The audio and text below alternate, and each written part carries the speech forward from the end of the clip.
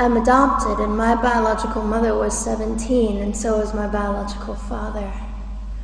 She was 7.5 months pregnant when she decided to go to Planned Parenthood, which is the largest abortion provider in the world, and they counseled her to have a late-term saline abortion, which is a saline solution that is injected into the mother's womb.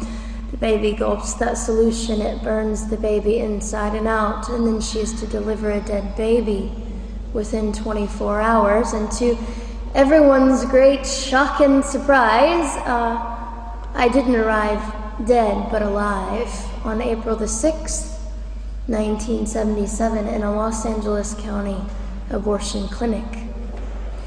What's fantastic about this, about the perfect timing of my arrival, is that the abortionist was not on duty yet. So he wasn't even given the opportunity to continue on with his plan for my life, which was death. And I know that I'm in a government building, and a beautiful one it is, and I love your country as well as my own. But I know in the age that we live in, it is not at all politically correct to say the name of Jesus Christ in places like this. To bring him into these sorts of meetings, because his name can make people so terribly uncomfortable. But I didn't survive so I could make everyone comfortable. I survived so I could stir things up a bit. And I have a great time doing it.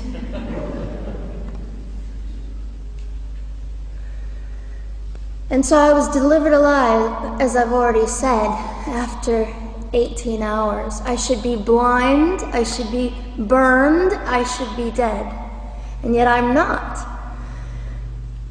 You know what is fantastic vindication is the fact that the abortionist had to sign my birth certificate. So I know who he is.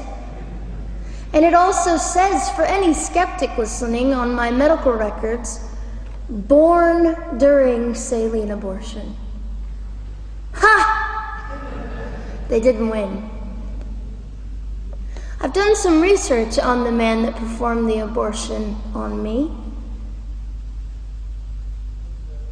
And his clinics are the largest chain of clinics in the United States of America, and they gross $70 million a year.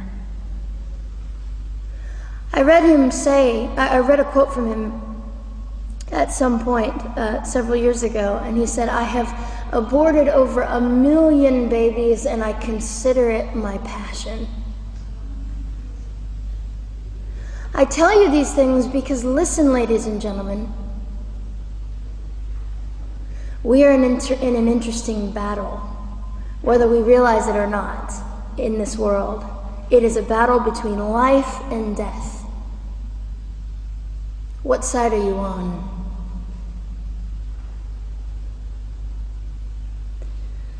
So a nurse called an ambulance and had me transferred to a hospital, which is absolutely miraculous. Generally, the practice at the time, and up until 2002, was, in my country, was to end the life of an abortion survivor by strangulation, suffocation, leaving the baby there to die, or throwing the baby away.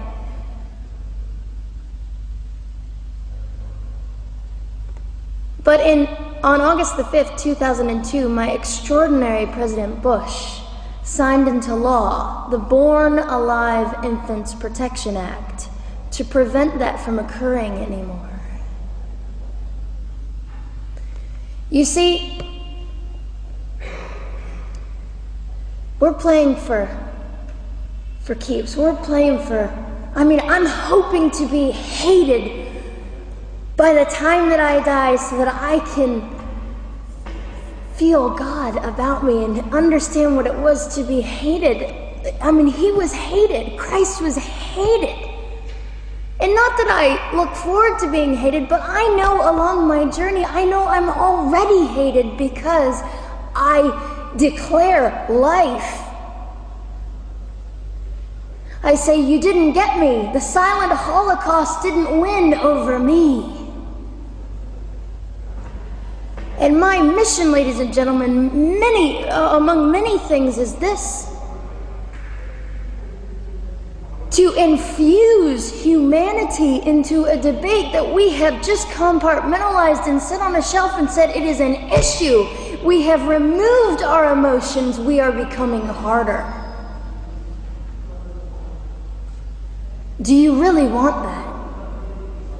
How much are you willing to take, and how much are you willing to risk to speak the truth in love and graciousness and stand up and at least be willing to be hated?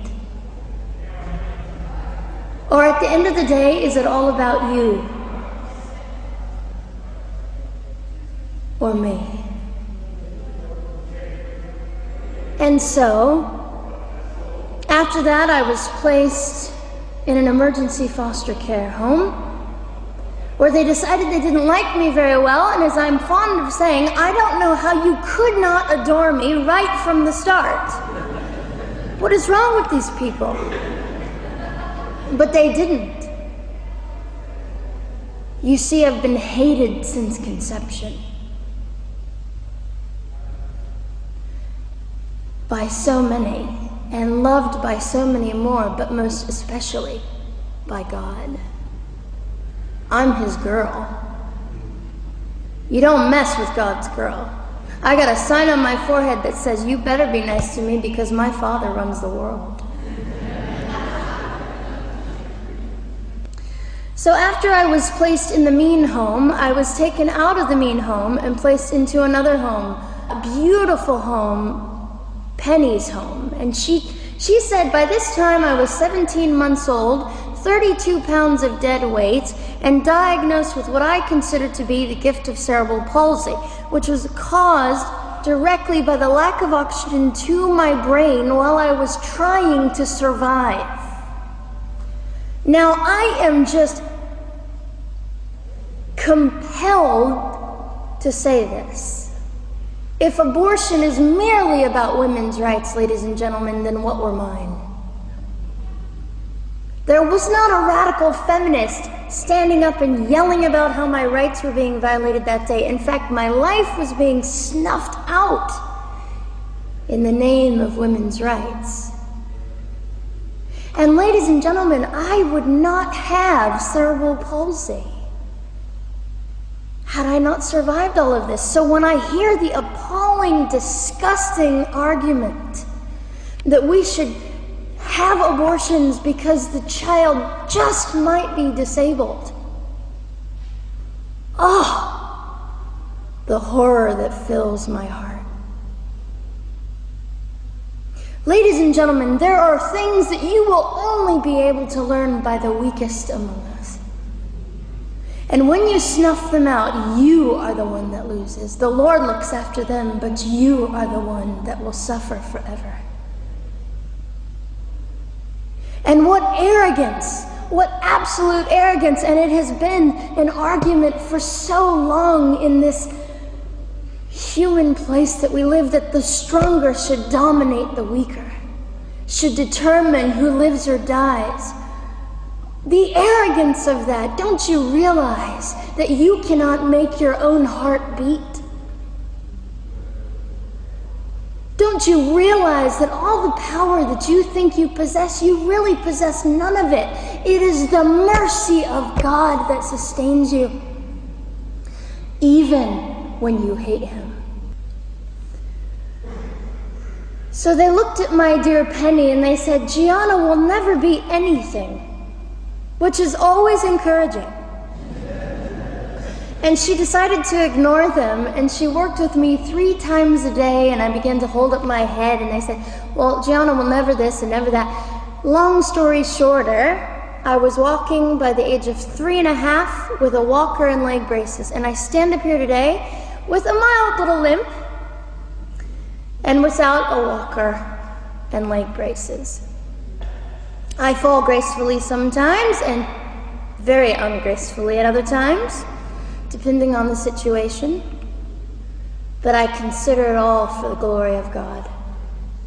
You see, ladies and gentlemen, I am weaker than most of you, but this is my sermon. And what a small price to pay to be able to blaze through the world as I do and offer hope.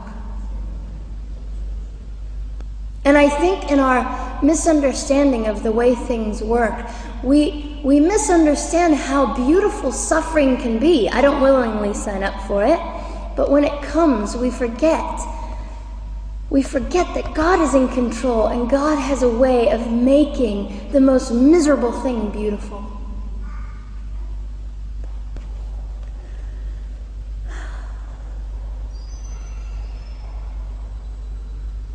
I have met my biological mother.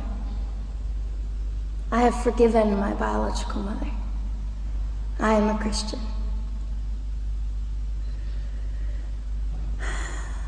She's a very broken woman. She came to an event I was having 2 years ago, showed up unannounced, and said, "Hello, I'm your mother." And it was a very difficult day. And yet, while I was enduring all of this, you'll probably think I'm silly, but I was sitting there and I was thinking, I don't belong to you.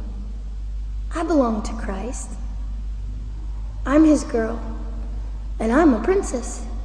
So no matter what you say, in all your anger and brokenness and rage, it's not mine to keep. It's not mine to carry, and I won't. I was saying all this inside. So ladies and gentlemen, you have an opportunity. But for just a brief moment, I would like to speak directly to the men in this room and do something that is never done. Men, you are made for greatness. You are made to stand up and be men. You are made to defend women and children, not stand by and turn your head when you know murder is occurring and do nothing about it. You are not made to use women and leave us alone.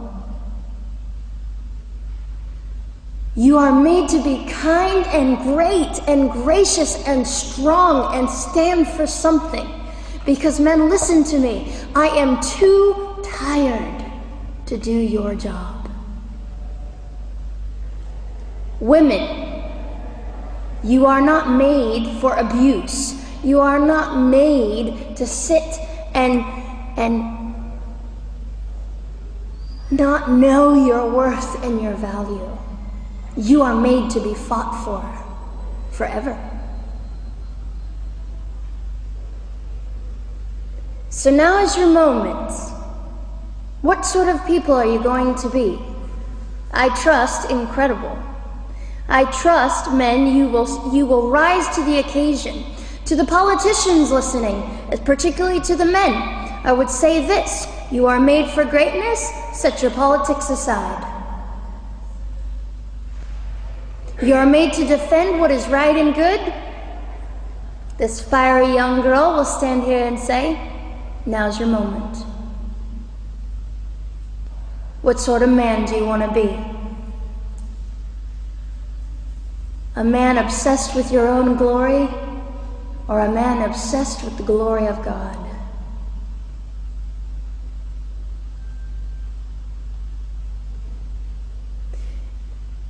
It's time to take a stand, Victoria. This is your hour. God will assist you. God will be with you.